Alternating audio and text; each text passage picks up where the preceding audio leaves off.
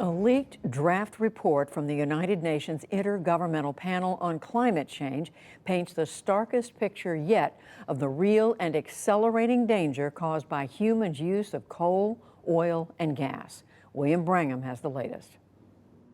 That's right, Judy. This is a draft report, so it may still change. And it was obtained by the AFP, the Agence France Presse. But even so, the report says the threat from climate change is real, it is here, and it is getting worse. It lays out a myriad of impacts: unlivable heat waves, widespread hunger and drought, rising sea levels that'll force millions from their homes, and the extinction of many species. For a UN agency, the draft language is blunt, saying, quote, "The worst is yet to come, affecting our children's and grandchildren's lives much more than our own." For more on all this, we turn to atmospheric scientist Katharine Hayhoe. She's authored over 100 research papers, written many climate reports, and currently teaches at Texas Tech University. She's also the chief scientist for the Nature Conservancy. Professor Hayhoe, very good to have you back on the NewsHour. The UN IPCC keeps saying this is a draft, it may change, but I think it's pretty clear to say this language is incredibly stark for the UN. What do you see as the main points to take away from this draft? Mhm.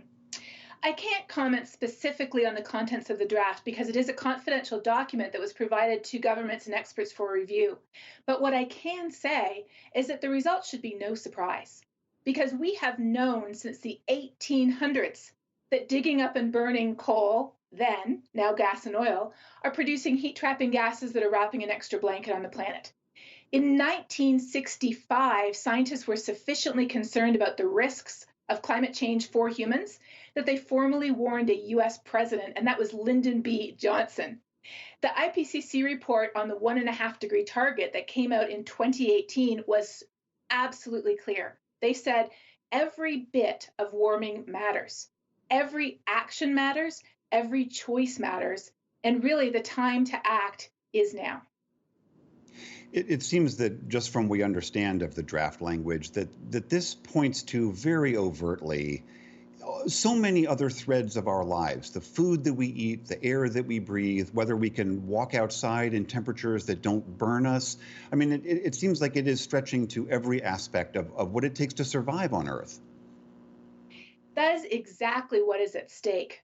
After the polar bear, we're next. Climate change is not something that needs to be moved up any of our priority lists. The only reason we care about it is because it affects every aspect of our lives, from literally the air we breathe, to the food we eat, to the safety of our homes, to our economy, to the health of our children. I'm part of an organization called Science Moms, where we connect climate change to moms and how we care about our kids. And one of my fellow science moms, Jolene Russell, who's at Arizona, she said today, she said, I had to wake my kids up at 5 a.m. so they could go outside to play because it was too hot and too dangerous for them to play later in the day. How does that not matter to any parent? I'm always leery of saying, well, this will be a turning point, this heat wave, this drought, this loss of ice. I wonder, why do you think it has taken us so long to appreciate the severity of this situation? We humans are really good at psychologically distancing ourselves from things that we think will matter in the future, but not now. From how much money we save for retirement, or how much we exercise or don't, or what we eat and what we shouldn't. And it's the same with climate change. It turns out in the US, almost three-quarters of people would say, oh, yes, climate change is real. It will affect future generations. It will affect plants and animals. It will affect people who live in countries far away. But when you say, do you think it will affect you? The number drops precipitously to just over 40%. That gap is our biggest problem. Not the gap of people who say it isn't real, the gap of those of us who say it's real, but we don't think it matters. Right. I remember you saying before about how the two great myths are it won't affect me and there's nothing that I can do. So, for this report certainly blows away that first myth, as you are saying. This certainly affects everybody that lives on this planet.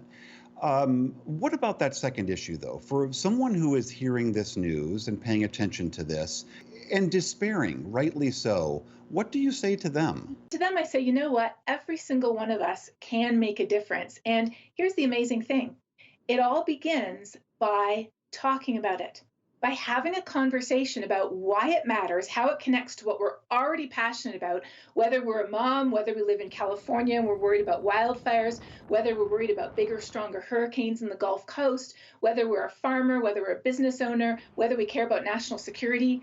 Talk about why it matters and talk about what we can do to fix it, from individual actions like efficiency, clean energy, electric cars, reducing our meat intake, eating more plants, to much bigger scale. What can our company do? What could our school or university do? How could our place of worship help? How could our city get in on the action? Cities are really where it's at when it comes to climate action. We have to recognize that climate action is not a giant boulder sitting at the very bottom of the hill with only one or two hands trying to push it up an impossibly steep cliff. The boulder is already at the top of the hill. It's already starting to roll down. It's already got millions of hands on it. It just isn't going fast enough. Another aspect that the UN report, this draft report, touches on is our seeming failure at doing real adaptation to the threats we're already seeing, from rising seas to droughts to agriculture. What would you counsel governmental leaders to be doing on that front to deal with the threats that are here today, even as we also try to deal with emissions longer term? Absolutely. We no longer have a choice between cutting our carbon emissions or adapting to climate change. We have to do both because the third alternative is suffering. It's as if we've been smoking a pack of cigarettes a day for years and even decades. You might have some spots on your lungs and impaired breathing, but we don't have emphysema, we don't have lung cancer, and we're not dead yet. So, how can we prepare for that future? We have to prepare our water systems, our infrastructure, our buildings, our food systems, even our national security systems. We have to prepare them for the changes that are coming. And we're already doing that. Adaptation is already happening. And along the way, it can save us money, it can clean up our air and our water, and it can provide us with much more healthy and livable cities, too. All right, Professor Katharine Hayhoe, always good to see you. Thank you very much for being here. Thank you for having me.